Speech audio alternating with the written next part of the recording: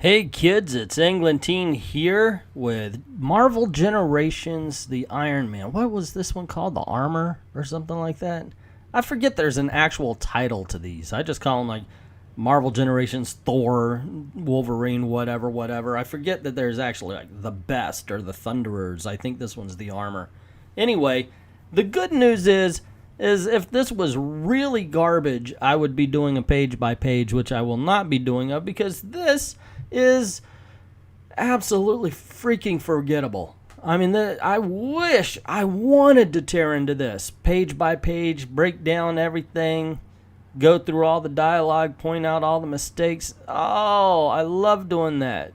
I like Joker, but the truth is this is boring as heck.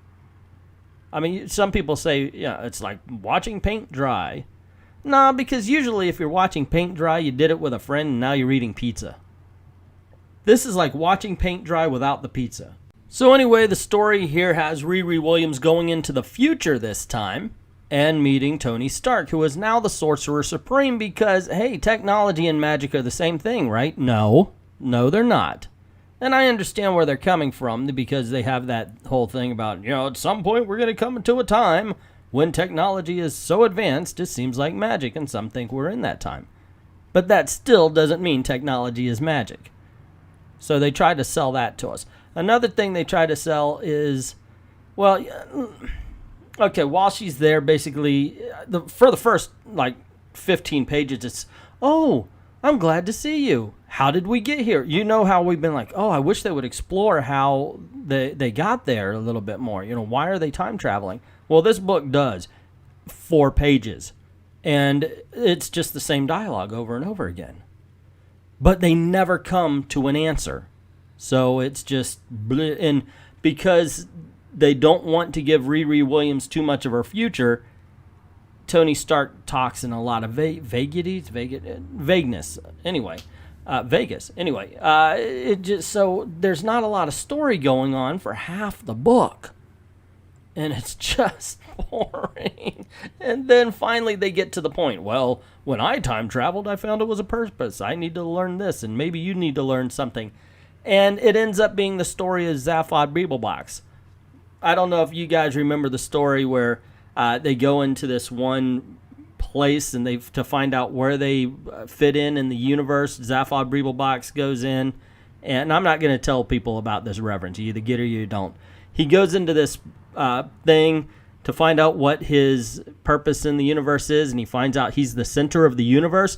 That is this story for Riri Williams. She goes to the future only to find out that she's as great as she's been told when she's in the present. So what's the difference? She did not need to go to the future for that message because Brian Michael Bendis has been shoving that right up her touche since the freaking beginning. There's no conflict here. There's no drama here. There's no new revelation. We've been hearing about how great Riri Williams is since issue number 1. So I'm sorry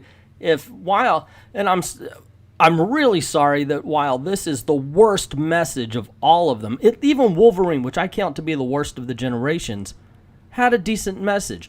Laura went back to the present with the idea that Logan can be a good father, but the reason why he isn't is because he's afraid of the danger he brings to his children. So there was a message there. This one is literally, well, Riri, you are the greatest. Congratulations. Ha ha ha ha ha. Go forth and live with this information, and I hope you can handle it from here on in. And my goodness gracious.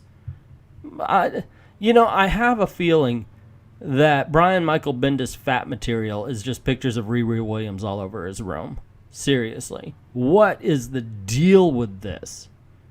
Give her some conflict. Give her some drama. Give us something to do whenever we're reading one of those books.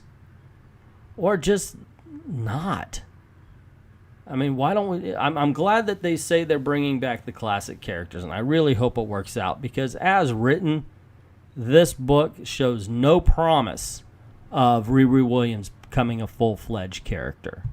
But that's just my opinion. What is yours? Have you read Marvel Generations, Iron Man, Ironheart, Armor, whatever they're calling this thing anymore?